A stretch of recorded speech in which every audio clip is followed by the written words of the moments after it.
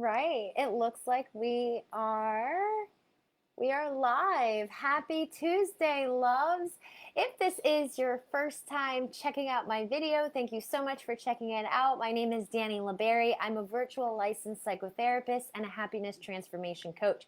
So I typically work with people who are feeling unhappy, unfulfilled, overwhelmed, anxious, stressed out, or down. So last week's Facebook Live was on or by the way, before I jump in, this month's Facebook Lives are on my book, Stories of an Ex-Party Girl, How to Feel Happy and Good About Yourself Without Alcohol and Drugs. So if you haven't already gotten your copy, you can find it on Amazon.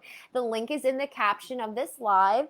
So last week's Facebook Live was on chapter 4 of my book, The Empty Me, which went over triggers, internal triggers, external triggers, social media triggers. Tonight's Facebook Live is on chapter 6 of my book, Cry for Help.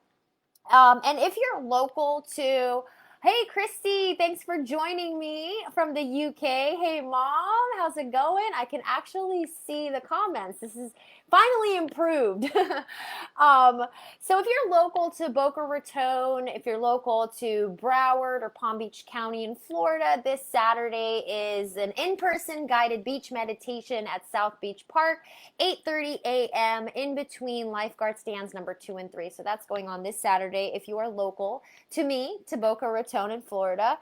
And then at the end of the month, the 23rd, we will be doing Facebook Live on How Do I Get Out of This Anyway on chapter 7 of my book. All right, so let's go into tonight's Facebook Live, which is Cry for Help, where we are talking about if you're an overthinker, do your thoughts tend to get the best of you? So going into the book, if you have the book, go ahead and open up to page 68. And you'll notice where it says on the second paragraph, whether you realize it or not, there are reasons that you do harmful things to yourself and your body. Your emotions are oftentimes associated with trauma, the hurt, and the disappointment you have experienced in your life. Lavander, hey, thank you so much for jumping in my live, and thank you for purchasing my book. Thank you for your support. I'm so glad you got it. I can't wait for you to read it.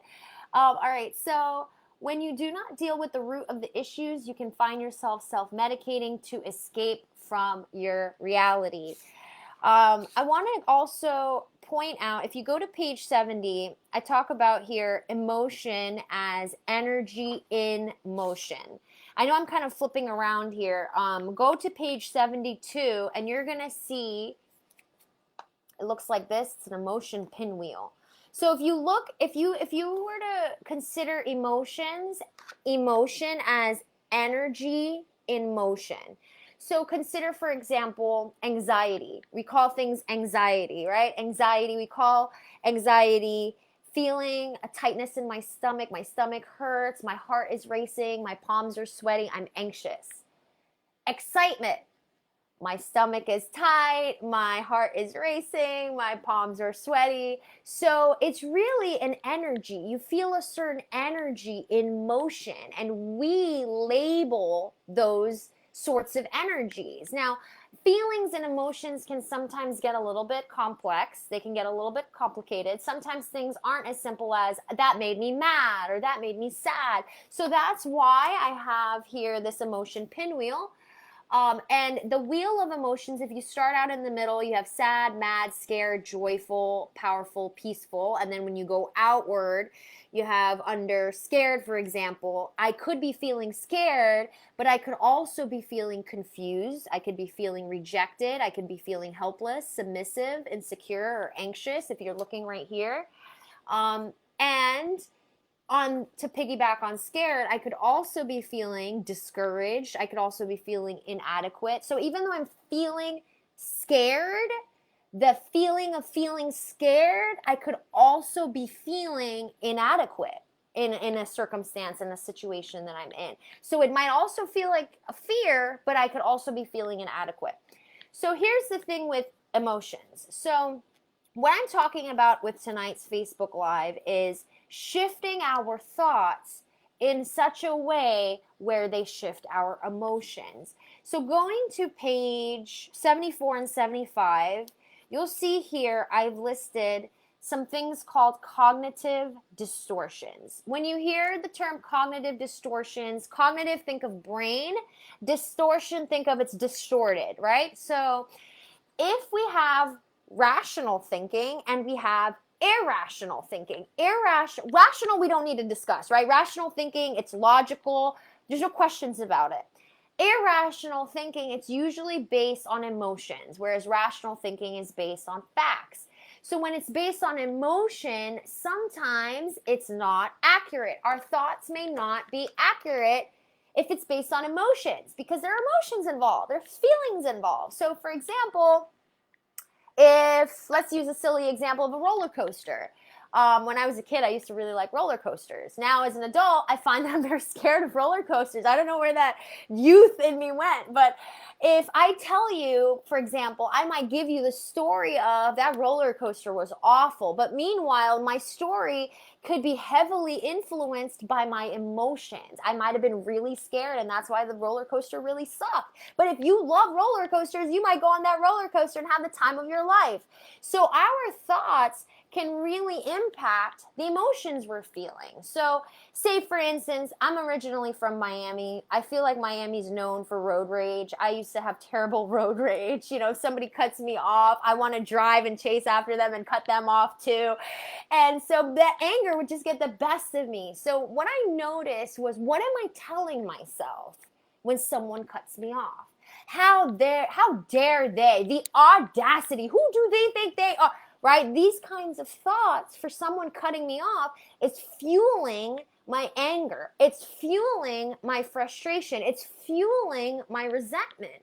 Now, if I'm open to shifting this thought of the person cutting me off, how dare they cut me off? I can't believe them. If I have the practice of shifting this, I can shift it in such a way where I'm able to calm myself down. I'm able to de-escalate myself. So instead of how dare they, I can't believe them, that mother effer, you know, all those kinds of thoughts. We know what, you guys know what I'm talking about, right? When we have those, rather than having those kinds of thoughts now, and this might sound silly to you, but when Danila is upset, and that's what I've named my thoughts, and my ego, my inner child, my shadow is Danila. So when Danila starts getting into my head about how dare they, I can't believe this person cut us off, we shift more towards maybe they really got to use the bathroom. Maybe they really got to go poop. Maybe they just found out somebody was cheating on them. I come up with so many different narratives and I shift it so that way now, rather than getting upset, whatever, you know what? Good luck to them. And I dismiss it. Because here's the thing, I can't control the person that's cutting me off. I can't control what people do, how they behave, the things that they say. What I can control is what I'm telling myself about it.